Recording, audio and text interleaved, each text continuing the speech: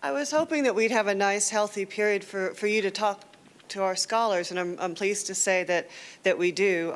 So let's have some questions from the audience. And as I said, immediately after this, we'll take our lunch break. We'll feed our scholars. They need feed in watering and care. And then we'll begin again at 1:10. And we have three really amazing lectures for you then as well. So we went and got a hand mic, which seemed logical. And what I'll do is get Jean to help me with finding who's out there, and we'll get everyone set up, and we'll start chatting a little bit. All right, so it looks like Warren SD is first. Maybe this question's for Elaine and maybe it's for John, but you had to involve Italians and university museums and guess at how much money this was all going to cost. And none of it could really happen without the cooperation of an awful lot of different institutions and people. How did you order it? What did you do first? How did this flow? Well, it's really not as straightforward a process as you might imagine. Yeah.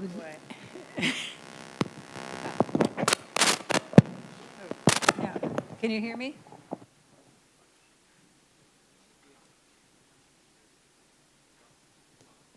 Can you hear me? Yeah, there we go.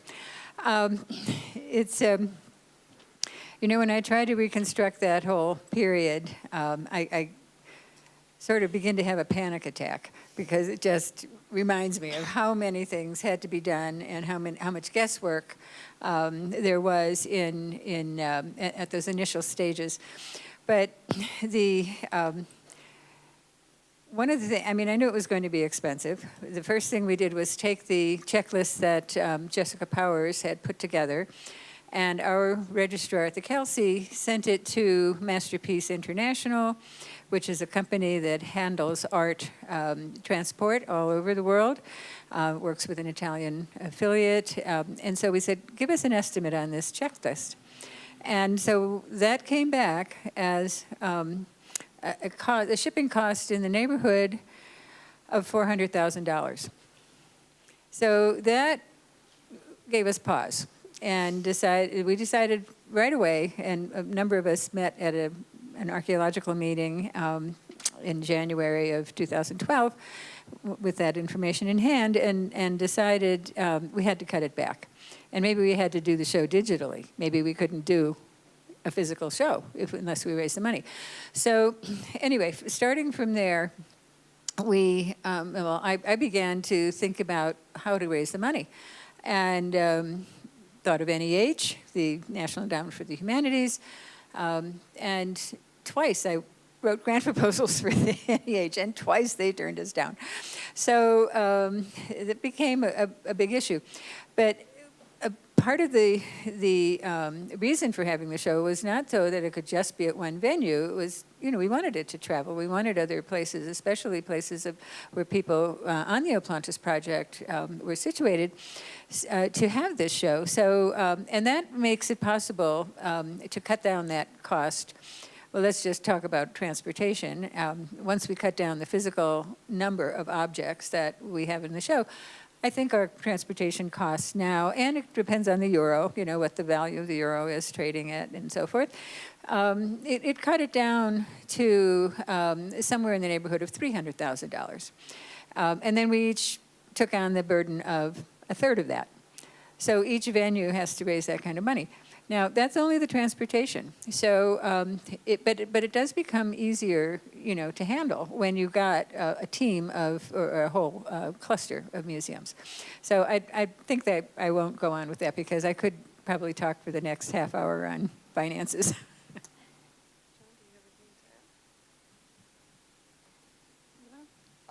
If you will raise your hand if you have a question, we'll get the mic to you. Do I see? There's someone over there. I feel like a not very good game show host, but I'll do the best I can. I actually remember the day, there was a dark day when we thought that the Centaurs might have to go because of the cost. And I had developed an emotional attachment to them as something I thought belonged in Montana. because they're sort of wild, and I thought they should be running around Bozeman. And so I was very happy that they didn't get crossed off the list at the end. Not all together. Initially, I'd like to thank all of you for sharing your expertise with us so that we may enjoy the history and beauty of the Villas of Oplontis. Thank you very much. My question is, friends in Michigan have shown me quite an extensive catalog that they said they got in relation to the project at Michigan State. Is that available? Yes, well, the catalog is selling out fast, but we're going to reprint it because if we don't, by the time the show goes to Smith, there won't be any left. We printed 1,000 to begin with. But I think there are still available some copies. You can get them from the distributor, which is called ISD. And also Amazon advertises the catalog. I don't know how many copies are actually immediately available from Amazon. Our distributor warned us that we were running out. But yes, it's available, and it will become available even more so once we reprint. And we do have some at the bookstore at the Museum of the Rockies, but not a lot. We reordered once, and they're also selling quickly. But there's still some there if you come to the exhibit.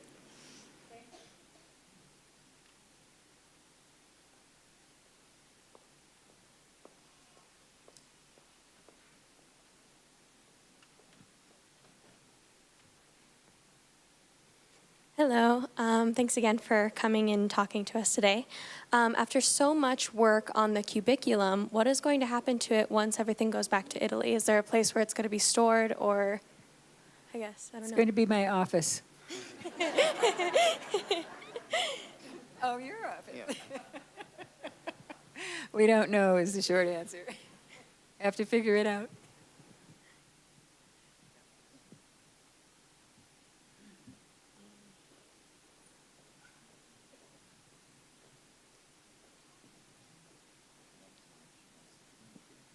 I think this question's for John. For the conservancy of the site of Oplontis, I wondered if there was a premium on restoration of the original grandeur, which would be fabrication of a lot of the maybe lost objects, or is it more towards preservation of the site as it was discovered? Well, I would say we're talking about preserving the actual state plus the many modern additions that Tim talked about, roofs, bringing wall heights up to support modern roofs, metal supports of one sort or another. And, you know, the big problem for someone going there, which is why we have distinguished between actual and reconstructed states in the model, is that you don't know quite what you're seeing. Even I was fooled for the first 20 years, not really, but you know, it was not until we started studying every single wall to realize that a lot of this had been rebuilt. And the most revelatory moment was when we discovered those photos from the 1960s, from the lost years, and saw how this place was churned up and the kind of, you know, the cranes they had to use to re-erect walls. I also found out about their technique, which in Italian is called risarcitura, or more vulgarly, cuci e scuci, which means to create a new vertical supporting wall with like replacement. What that means is you have a piece or 5 pieces of a massive wall, and then all sorts of things that are broken out of it. What you have to do is use modern materials that are like the ones that are there to re-erect these walls. And of course, that is the only way you can put together a tourist site. And I would add that if you look at Oplontis B, which they had intended to make also a visitable tourist site, that place is massively reconstructed in reinforced concrete. And it's quite difficult for us to discern what is modern and what is ancient. So I think the short answer to this is you want to make it evident to someone who goes there what's original and what's added to it. but you also want to make it an integral experience, so you don't feel like you're walking through ruined and overturned walls and, rubble, basically, which is what they found. So it's a delicate balance between reconstruction and showing what actually was found at the time. The colonnades, for instance, were cut down by pyroclastic flow, and pyroclastic flow is this hot mud that goes across the surface of the terrain at 300 miles per hour. It just cuts. So the columns are just cut and kicked back like that. So this is what you deal with. You're trying to make a visitable site, living museums, as it were. Massimo Sana, who's the current general director of Pompeii, looked at the sculptures that we've talked about, sadly stuck away in the Deposito, which is, in addition to being dark and rusty, is also filled with mold. He said, well, we need to make copies of those statues and put them along the pool and put them in the gardens. That would make it, right away, that would improve enormously. And if they had decent gardening as well. So. Is that okay? Anyone else? Oh, over here. Sorry, the lights are my eyes. It takes me a minute to find you.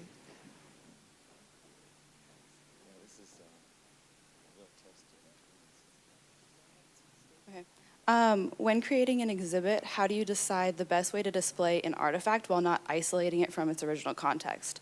What factors affect the display decisions? And in particular, I wonder about the body chain that is currently displayed as a necklace. The body chain, yes. Well, gosh, there are so many decisions that one tries to make or has to make. Partly, it's very practical. How much space do you have? How much, what are the physical possibilities? But not to before talking about the body chain, the social context that you mentioned, in the Ann Arbor version of the exhibition, we tried to place the objects in relation to things, parts of, representations of parts of the villa from which they would have come. And so now that's Villa A. So, we had an atrium section that was adjacent to Cubiculum 11, adjacent to room 15, all of which are actually pretty much adjacent to one another in the villa. And then the slaves' courtyards kind of set off a little bit. So, you can't do it perfectly, but you can suggest relationships that help a visitor to the exhibition to conjure up a context for the objects they're looking at. In the case of Oplantis B, again, we were really restricted in terms of space. And what I tried to do in Ann Arbor was to highlight three themes in that gallery. One, the commercial enterprise and the wine industry, as well as the shipping of garum and other products. And the second one, the domestic quarters, the upstairs, downstairs kind of thing, the upstairs of the structure, by taking a lot of these domestic items, pitchers and glass bowls and so forth and so on, showing them in a discrete unit. And then the other context being that of the skeletons with the coins and the jewelry.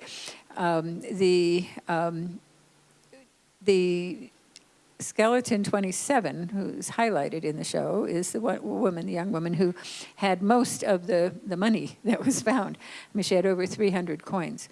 And we were only able to display, a very small number, partly because of their value and just the insurance cost that goes through the roof if you have to insure all these gold and silver coins. We also had to select the jewelry, just certain pieces, but most of the jewelry that we selected was found with her.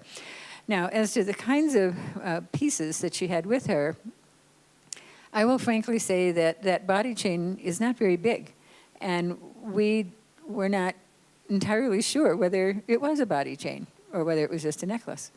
the way it had been exhibited before and had been photographed in catalogs that we consulted frequently. I say we because I was working with a lot of people, not just doing it myself.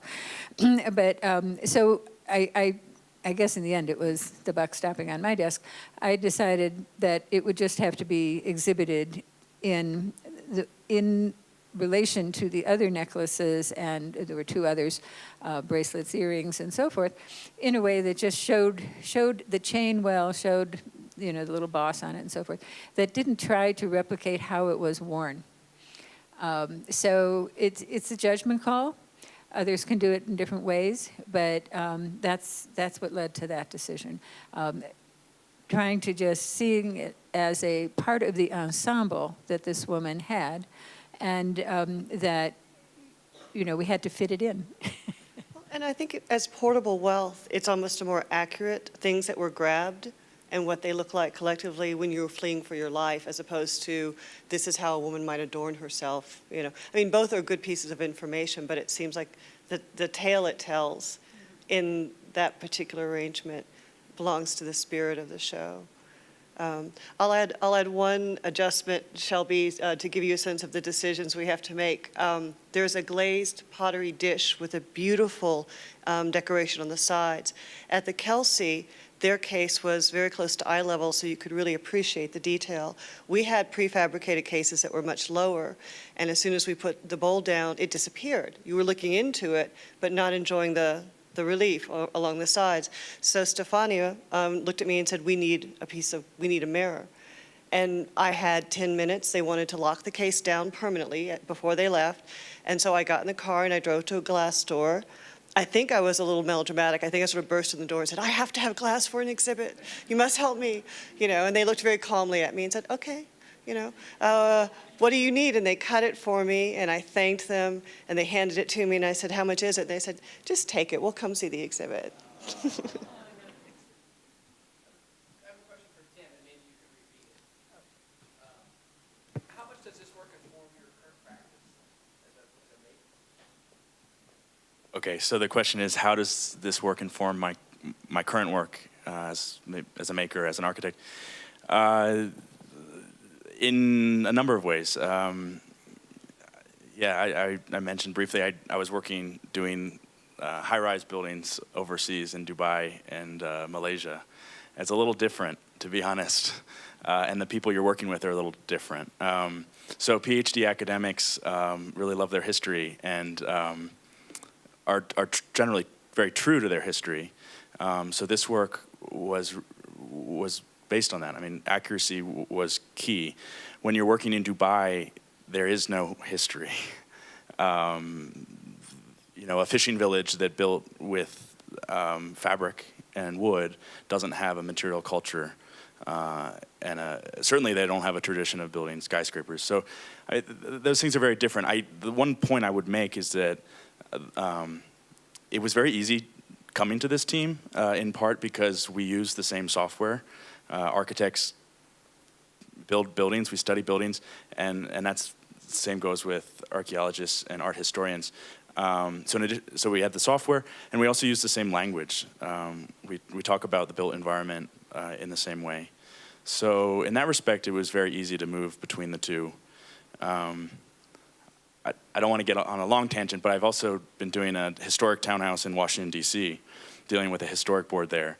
And I came to the table feeling like I was an expert because I build models of Roman buildings, and they didn't feel the same way about me. So,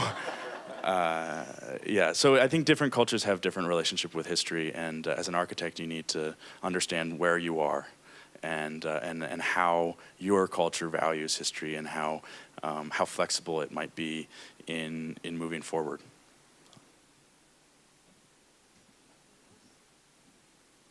Back here. I know you're getting your exercise today.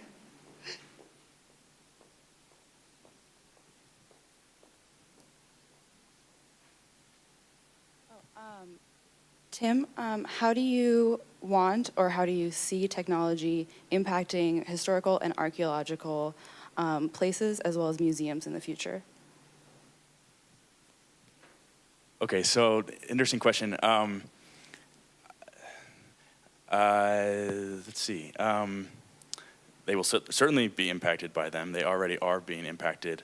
I am not of the school of thought that technology is the best way to go, that virtual visualizations are better, so to speak.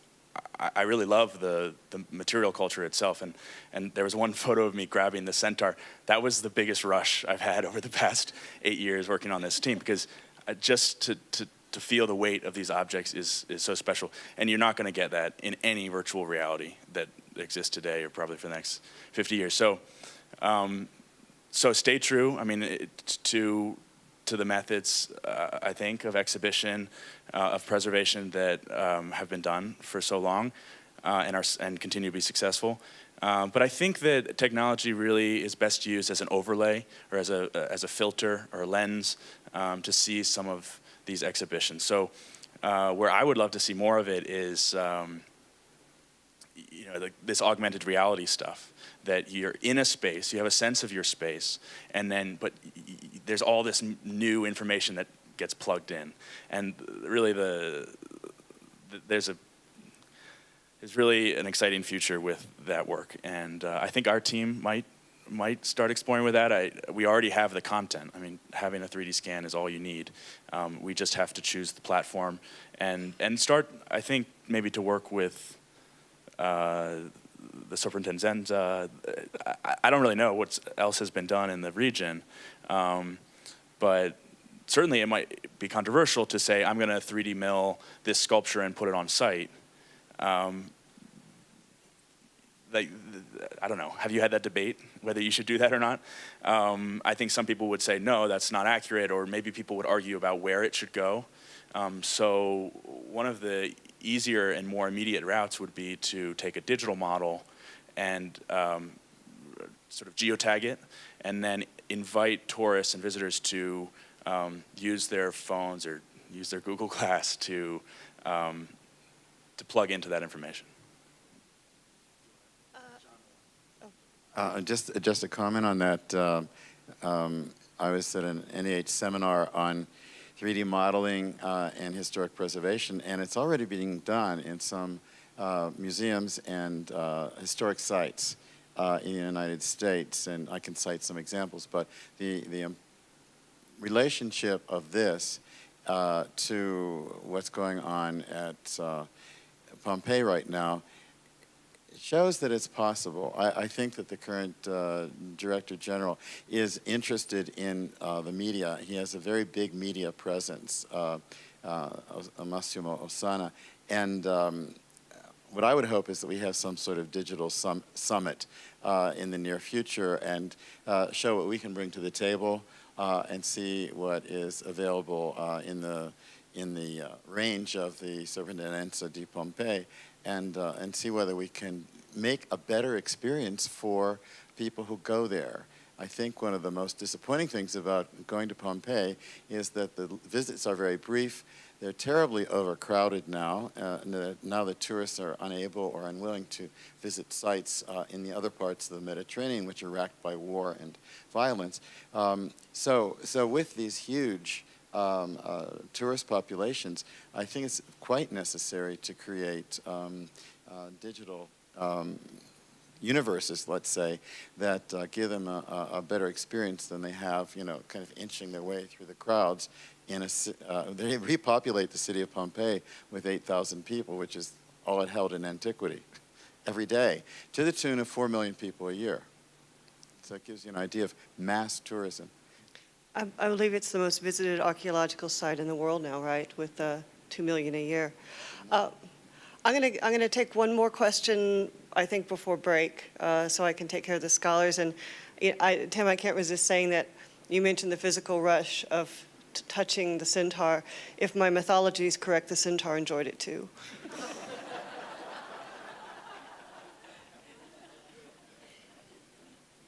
With all this discussion about the replication and recreation within the villa and of statues to be put back at the villa, I'm just wondering if that is part of the project's plan for Ablantis as a World Heritage Site, and if so, secondary, what is the consideration about making it too much of an exhibitionary site as opposed to a learning heritage place that was in existence as a living place for people?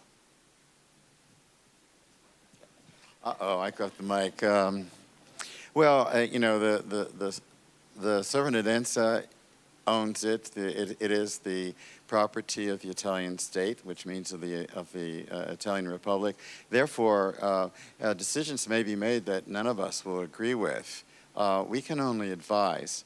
And I think that the least, first of all, I think we need proper current maintenance of what's there. I have to report, unhappily, that there are roofs that leak on frescoes and that are erasing them. There are collapses in various parts of this reconstructed building. It was reconstructed in the 1970s and 80s, and it needs repair just like your house would after that long period of time.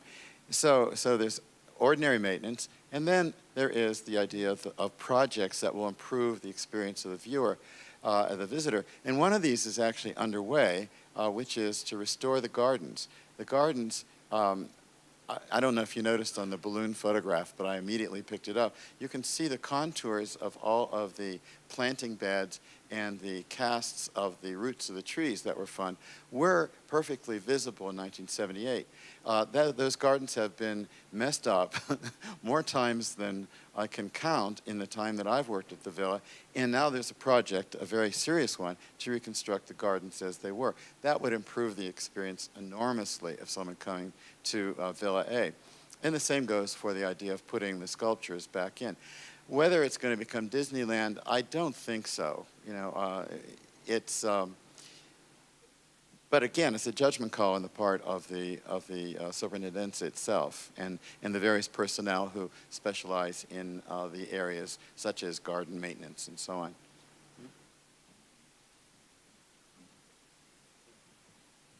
I'll make 2 quick points about that. The first is that you have to understand that what you see today on site is already a reconstruction, in a large part. All the roofs were knocked down, all the upper walls were basically gone. So the spaces that you see, while they attempt to be accurate, are modern constructs. So I think you need to get beyond, and I say this at the risk of offending art historians, but you need to get beyond the sort of sanctity of that construction. Certainly there are elements of it that are true and need to be preserved, but a lot of features actually could be modified and actually improve the physical space. So I think that's the first project, you know, improving the roofs so they don't leak and making sure the walls or the beams are in the right place if they had been done incorrectly. And then the digital overlay, I actually think of in a very subversive way. You can basically do this without touching the site. You could make it available online, invite people to sort of download this onto their phone, and they could experience it in a whole different way, but without any physical presence on the site. And there are examples of this. I think John referenced in museums. The one that got a lot of publicity was at the Venice Biennale last year. There were a bunch of artists that put up their stuff in that space, and there was one that just took over the whole space for himself, but it was digital. And so if you chose to look at the space through his lens, it was basically his show. But if you didn't have that app or that content, you would experience it as if he was never involved. I believe with that, I'm going to announce the break for lunch and say thank you so much for coming, and I'm going to hope to see you again this afternoon, beginning at 1:10 for our second half. Thank you.